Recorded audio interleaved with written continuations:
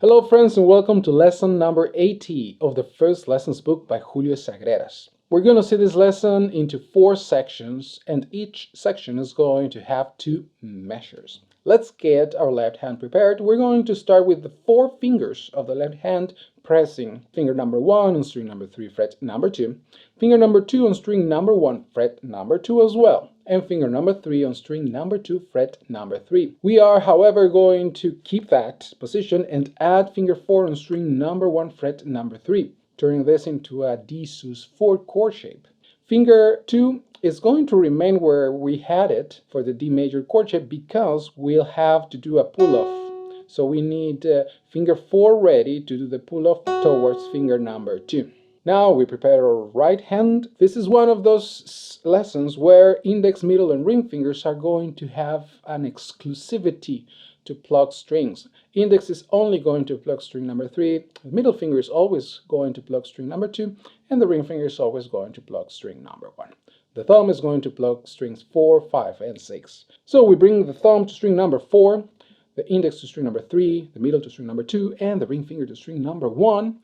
We lift the hand, making sure to keep the tips of the fingers very close to the strings, and now we are ready to begin. We start by pressing with all our fingers of the left hand in the position that we prepared, and we start by plucking strings number 4, 3, 2, 1. We do the pull-off, and we pluck string number 2. Let's see that again. Thumb, index, middle, ring, pull-off, middle. That's the first half of measure number 1, and the second half of the measure is a repetition of what we just did. Exactly the same.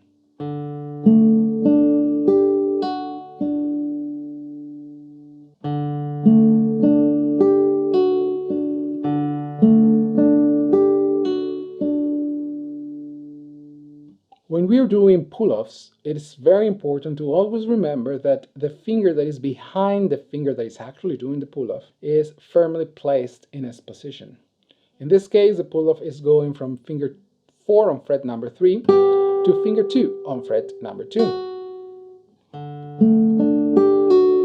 We need finger 2 to be firm in its place, because if it is not, when finger 4 does the pull-off, we have the risk of finger 2 going downwards as well, because it is not holding its place. It doesn't have to be super strongly placed, just firmly enough that it provides enough support for the pull-off to happen smoothly and without complications. For measure number 2, we're going to need finger number 1 on string number 2 fret number 2.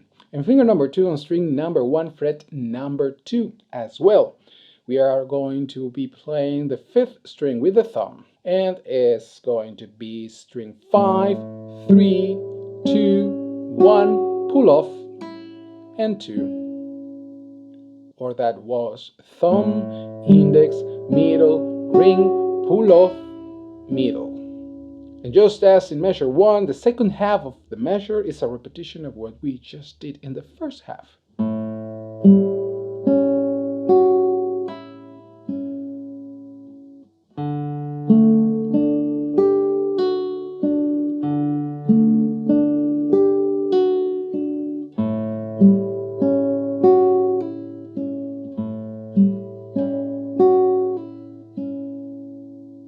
To play measure number 3, we're going to need a half bar of the first 3 strings on fret number 2, finger number 2 pressing on string number 1 fret number 3, and finger number 4 pressing on string number 1 fret number 5. It's a little bit of a stretch, but it is possible. The finger picking pattern is going to be the same as before, and the thumb is going to play the open 5th string. So we play thumb, index, middle, ring, pull off of finger 4 to finger 2, and then the middle finger again.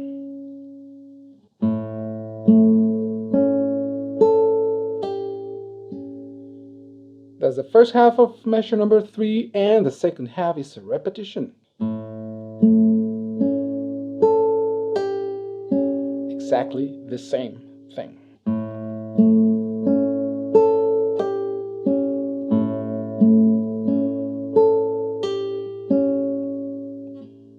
Measure number 4 is an exact repetition of measure number 1.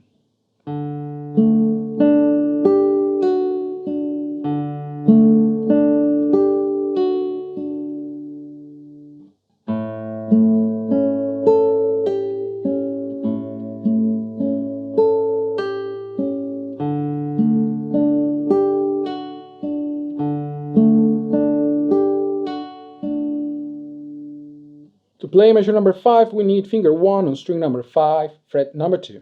Finger 2 on string number 3, fret number 2. Finger 3 on string number 1, fret number 2. And finger 4 on string number 1, fret number 3. Finger 4 is going to be doing a pull-off from fret number 3 to finger 3 on fret number 2. The right hand does the same. Thumb, index, middle, ring, pull-off, middle.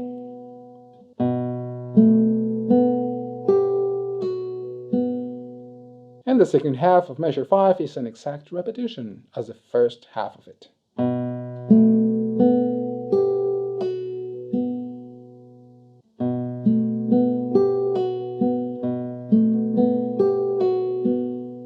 To play measure number 6, we only need to finger number 2 on string number 1, fret number 2. The thumb is going to pluck string number 6, and the other fingers do the same as they have been doing so far. So it is thumb, index, middle, ring, the left hand does the pull-off, and middle finger again. The second half of the measure repeats the first half of it.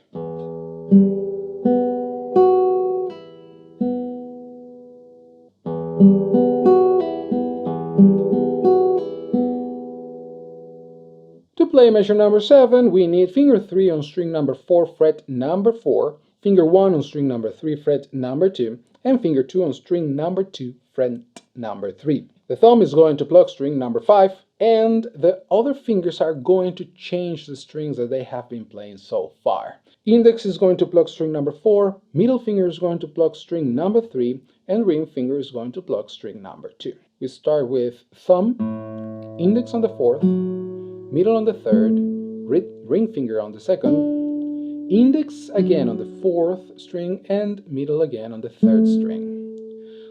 Let's see that again.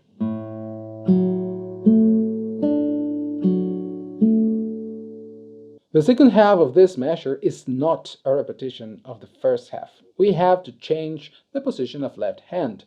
Bringing finger 1 to string number 4, fret number 2. We're going to need the open 3rd string, and finger 2 goes to string number 2, fret number 2 as well. With the thumb, we play string number 5, with index, string number 4, with middle, string number 3, with ring fingers, string number 2, index on string number 4 again, and middle on string number 3.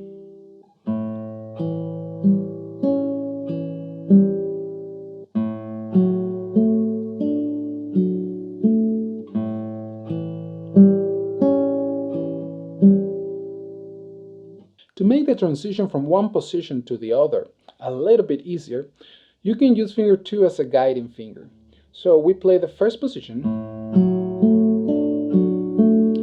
and when you play string number 5 as open, you can use finger 2 on string number 2 as a guiding finger, and then place finger number 1 on the place that it needs to be, string number 4, fret number 2.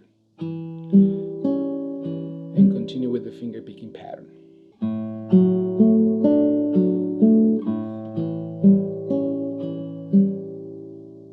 And finally, measure number 8, we go back to the D major chord shape, this time without finger 4. And we pluck string number 4, 3, 1, 2, 3, 1, and 4 and 2 at the same time. That was thumb, index, ring, middle, index, ring, thumb and middle.